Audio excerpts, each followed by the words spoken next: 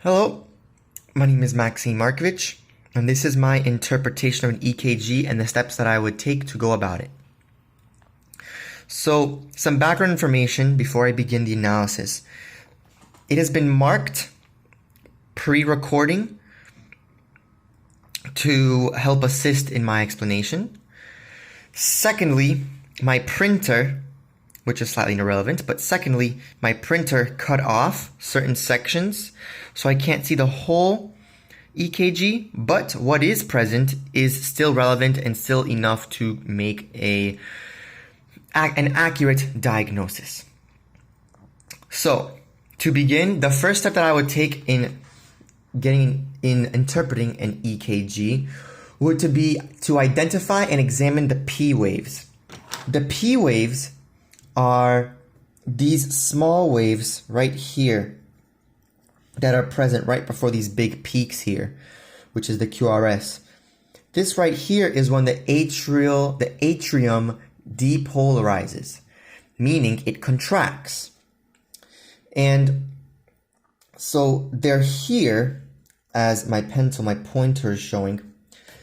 And to examine them, I would usually go with the PR interval. The PR interval is a distance between the beginning of the P wave and the beginning of the QRS wave, or also called PRI.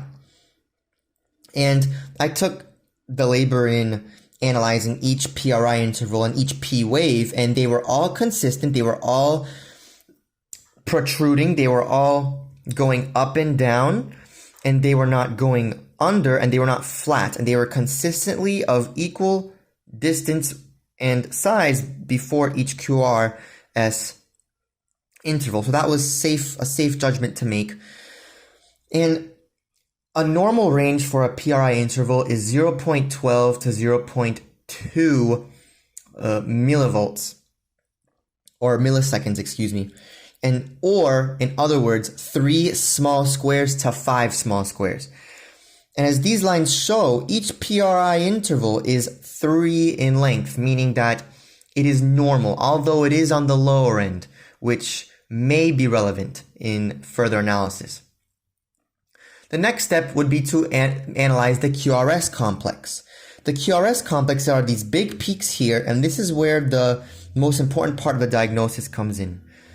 This is where the ventricles will depolarize or contract, and this is also where the atrium repolarizes, so it relaxes. Now, a little tangent, this T wave is when the ventricles relax. So because the ventricles are much more powerful than the atrium in contraction, when it relaxes, it has its own wave, while for the atrium, its repolarization is found within the depolarization wave of the ventricles. So back to the QRS complex.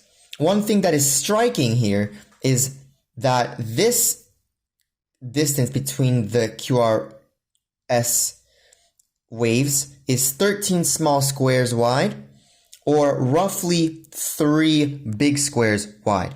Here there is 18 small squares wide, or 3.5. The fact that only 2 of them have very obvious differing lengths shows that this person has a dysrhythmia. So I can also safely assume that there is supposed to be a diagnosis in here. Which diagnoses will be determined when analyzing the heart rate. Now, the heart rate is going to be measured because we have identified that it is irregular. The best method to use when there is an irregular heart rate is the 6-second heart rate method. So I have these 2 large lines here, which just about fits on my paper, that shows 6 seconds. And I counted 1, 2, 3, 4, 5, 6, 7, 8, 9, 10 QRS complexes. Multiplied by 10, gives me a heart rate of 100 beats per minute. That is within the limits of between 80 and 120. So although there is a dysrhythmia, the heart rate seems to be normal. Now, back to the rhythm, that is where we find an irregularity between the distance of the QRS complexes. So what I would say, because it has to do with the ventricles, I can rule out any atrial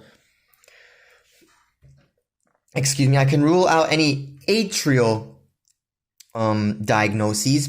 I can only assume that there is something wrong with the ventricles. And the one diagnosis that I feel is safe to assume is PVC, or premature ventricular contraction, when the ventricles basically start to pump too early, as in the case with this one.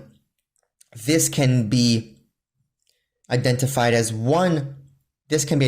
its other. So the fact that they are inconsistent shows me that somewhere the ventricles are pumping too early, meaning that there can be extra beats, extra long beats, or a fluttering sensation or a skipped beat when palpating the chest. So after analyzing this, I can somewhat successfully, hypothetically assuming I am a CMA, that this patient's diagnosis is PVC, or premature ventricular contraction.